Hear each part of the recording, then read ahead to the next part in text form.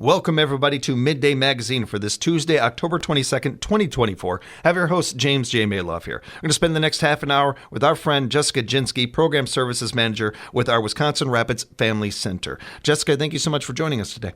Good morning. Appreciate the time, as always, from you and all of our friends at the Family Center. As I note to the audience, I am on the board of the Wisconsin Rapids Family Center. And even if I was not, this is a topic I've been very, very honest about and very blunt about, because I believe that it's a topic that is black and white. And a society in life where there is so much gray in the world and not a really clear-cut answer for certain things. This particular topic is very black and white to me. You're either on the right side of history or not. Yep. And our society has done a good job in recent years of trying to bring more awareness to this, being able to talk about these subjects in an open voice and not in a hushed voice. But there is still a lot of work to be done. And we're going to talk a little bit about that today. We're talking about a special vigil that is going to be coming up. And we're doing a lot of this conversation because we have to, and it's important for us to, but also because October is Domestic Violence Awareness Month, Jessica. That is correct. It is. Now, we'll get into some of the things that the Family Center are going to be doing to highlight this month, including the vigil and some other interesting things. But I wanted to make sure to hit some stats that are really, I think, important to the community and understanding this. And I understand, too, that this topic can be uncomfortable for some people. For some, again, yeah. Yeah, and I understand that. And I reach out to those individuals out there. This is uncomfortable for a reason. Right. And the only way for one to get over the discomfort is to fix and help this situation, but also the more we talk about it, the more open we are with it. The people that pry and the cowards out there that are hurting loved ones and doing these things, they thrive in the darkness. Correct. They thrive in the uncomfortableness. They want us to not talk about these things and to feel awkward and all that about it. So the way to fight that, one of the ways to beat that, is to be able to talk about it in an open conversation and being, facing these things. And shed light on it. Absolutely. Yeah. Well said. So Jessica, you had some stats for us I wanted to touch on. Yeah. So last year, in the state of Wisconsin, unfortunately, 85 individuals fell victim to domestic homicide, making Wisconsin the sixth highest as far as those numbers are concerned in the nation. So that's quite a significant number of people who have lost their lives due to domestic violence. Mm-hmm. I'm a transplant. I'm not from here, but I've spent the second half of my life here in this state, and I love this state. I love the people of it. All my children were born in this state. My brother was born here, and while I'm not a true Wisconsinite, I have a lot of love for Wisconsinites. And one of the things I have learned about Wisconsinites, you guys are proud of being from Wisconsin. You guys are proud of Wisconsin. Yep, we love being cheeseheads. And it's beautiful. I love it. I love it. But this is, if you are proud of being a Wisconsinite, this is one of the things that should will alarm you. It does. And should be noted. It is alarming, yeah. There are a lot of layers to this conversation when it comes to this. And I'm just focusing on Wisconsin, of course, where we're doing this show. But when it comes to this being sixth on the list in the nation. Correct. I would think that if you are a Wisconsinite, you would take some note to that, and we're like, well, we need to bring that down. That right. I want to have pride in my state. I want to be proud of my state. I'm not proud of that. I wouldn't be proud of that. So I would want to work towards bringing those numbers down and keeping Wisconsin out of that ranking. Part of how you do that is some of the work we're doing here and some of the work the Family Center is doing currently. Exactly. When it comes to that, too, I got to imagine, too, there are the listeners out there that realize, I'm not far removed from this. Even if this hasn't happened to you, you may know somebody, or more than likely, statistically, you do know somebody that has dealt with domestic violence on some layer or some level. That hopefully brings it home a little bit more of, hopefully you out there listening don't deal with this. And I don't want that for anybody, of course. But we all statistically see the numbers, and we know that just by that alone, you probably know somebody that is going through this. And having some empathy, some understanding of that can only make us stronger as a community and shed some more light on these things so that we can, help make it better. Correct. Yeah, and there is a running theme, and I believe last year one thing that we really focused on is the fact that everybody knows somebody. It's not as uncommon as people would like to believe. Whether it's a neighbor or, a friend or a coworker. Approximately 1 in 4 people are victims of domestic violence. Yeah. So it's very unlikely that you don't know somebody that's been affected by this in some way or another. Those stats, and this is noteworthy to any kind of stats you hear or anything out there. When you hear that 1 in 4, that's literal, everybody. If you know 4 people, you know somebody that is dealing with this. Right. So keep that in mind, not only with this, but in other conversations, and certainly with this topic throughout the month of October, and just going forward. It's important. And all this is important as well, especially... And this one gets me emotional, and I get on a soapbox on this one, so I'm going to warn everybody right now. But we are in go time in politics. We are rounding third. We are heading home. November 5th is right around the corner. There are a lot of positions that are up for election. Yes. I cannot stress enough that one of the more important topics you need to be thinking about when you're going into that booth is how our representatives feel about domestic violence and how much they are supporting our domestic violence shelters. This is important no matter what time of year, no matter when we're talking about this, but it's incredibly vital right now because of the cuts to funding that have happened in the recent years. Yes. Yeah. Just this last year, our primary funder, VOCA, our funding was slashed by over $400,000. So as you can imagine, that's had a great impact on our organization. However, in order to fill that gap, we've just been simply increasing fundraising events. We've been cutting organizational costs in an effort to not cut those services to the people who need them.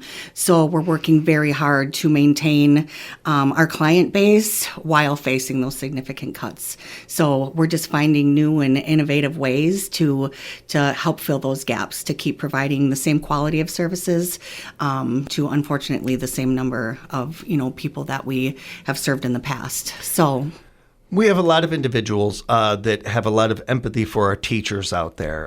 Unfortunately, it's a common story nowadays of hearing a teacher having to go out and buy supplies for their students because they don't have the funding. Yes. We empathize with that. We feel for it. We have things go on in our communities to raise funds and everything for these events.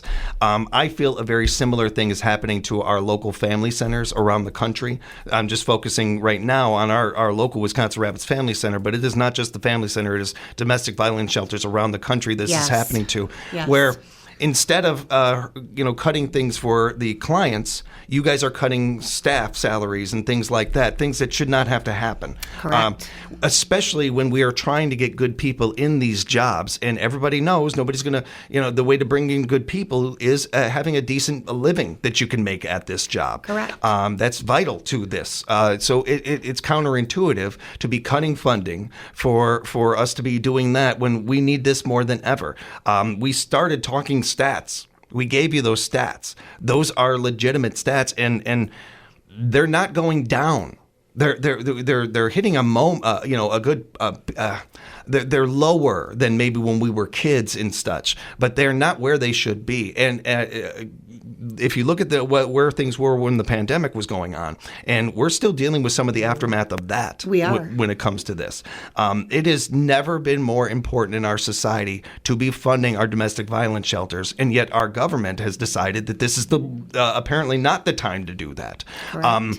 I cannot stress enough, when you were in that voting booth on November 5th, I ask you, I'm not telling anybody what to do, certainly, but I'm asking you to research these things and understand who you are voting for and where are they representing their communities. Right. Because the communities want this. There's no community in America that doesn't want a well-funded domestic violence shelter. Correct. The people understand how important this is. They do. You go ahead and talk to any stranger, and they'll tell you where they stand on this event. This is that common now.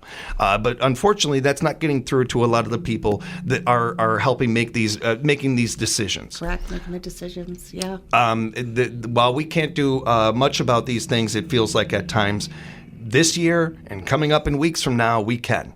Get informed, understand who you are, get out there and vote. Go to myvote.wi.gov, make sure that you are registered and get in that voting booth and vote for people that are supporting our communities, supporting our domestic violence shelters. I encourage you to. I'm not telling you to or anything, obviously, but I do encourage you to. This is too big of a topic.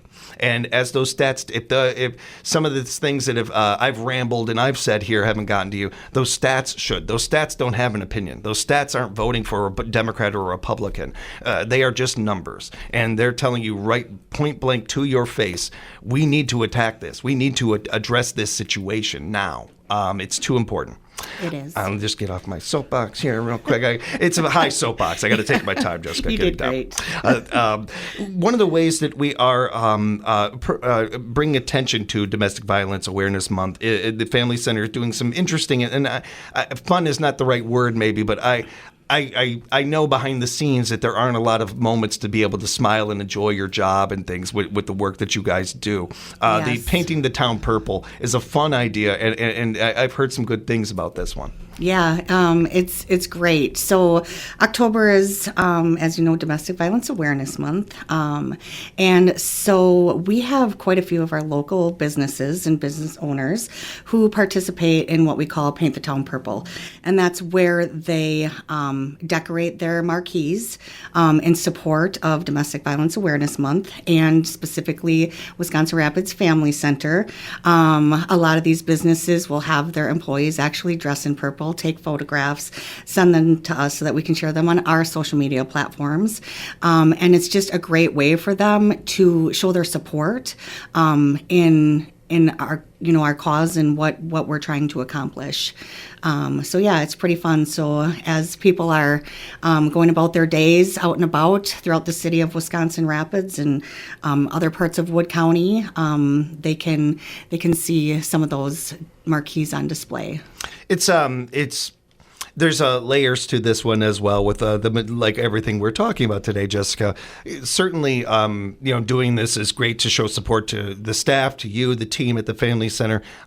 Bringing attention to domestic violence in this month is certainly important. But if I can I try to see all angles on these things and all layers. And one of the things about this is, well, maybe this topic doesn't seem as vital to you as it does to us or something. But I bet you care about your business. And I bet you care about your community. And the PR of this cannot be taken lightly. There is no marketing team in the world that could give you a price tag on what the PR level that you get from being a part of this, from supporting this.